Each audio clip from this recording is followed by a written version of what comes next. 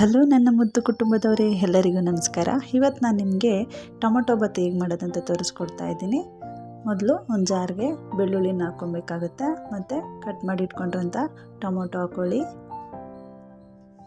ಹಾಗೆ ಪುದೀನ ಮತ್ತು ಕೊತ್ತಂಬರಿ ಸೊಪ್ಪನ್ನ ಹಾಕ್ಕೊತಾ ಇದ್ದೀನಿ. ನೆಕ್ಸ್ಟು ನಾನು ಬ್ಯಾಡಗೆ ಮೆಣಸಿನ್ಕಾಯಿನ ನೆನೆಸಿಟ್ಕೊಂಡಿದ್ದೀನಿ, ಅದನ್ನು ಕೂಡ ಅದಕ್ಕೆ ಹಾಕ್ಕೊಬೇಕಾಗುತ್ತೆ.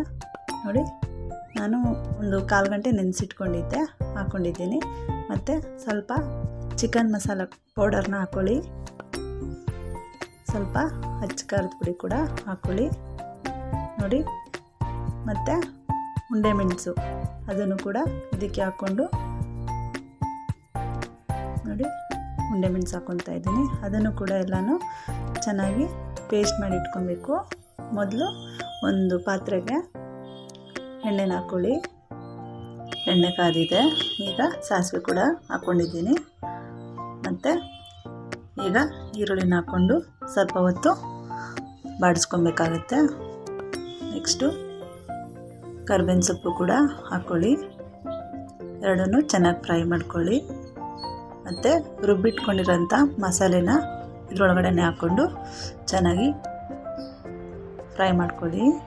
ನೋಡಿ, ಚೆನ್ನಾಗಿ ಫ್ರೈ ಆಗಬೇಕು. ಎಣ್ಣೆನಲ್ಲೇ ಫ್ರೈ ಆಗಬೇಕು.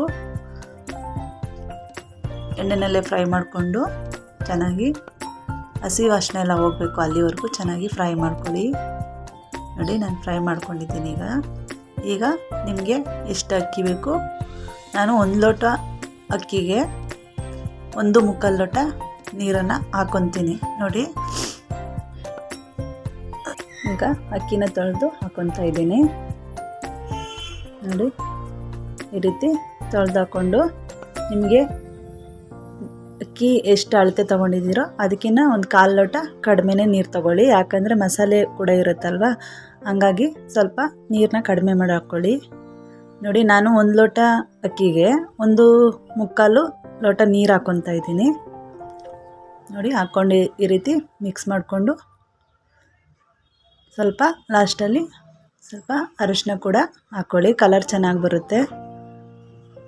ಹಾಕ್ಕೊಂಡು ರುಚಿಗೆ ತಕ್ಕಷ್ಟು ಉಪ್ಪನ್ನು ಕೂಡ ಆ್ಯಡ್ ಮಾಡಿಕೊಂಡು ಮಿಕ್ಸ್ ಮಾಡಿ 2 ವಿಸಲು ಹೊಡಿಸ್ಬೇಕಾಗುತ್ತೆ. ನೋಡಿ, ಈಗ ಟೊಮೊಟೊ ಬಾತು ರೆಡಿಯಾಗಿದೆ. ನೋಡಿ, ಈ ರೀತಿ ಮಾಡ್ಕೊಳ್ಳಿ, ತುಂಬ ಚೆನ್ನಾಗಿರುತ್ತೆ. ಈ ರೆಸಿಪಿ ಇಷ್ಟ ಆದಲ್ಲಿ ಲೈಕ್ ಮಾಡಿ, ಶೇರ್ ಮಾಡಿ, ಕಮೆಂಟ್ ಮಾಡಿ.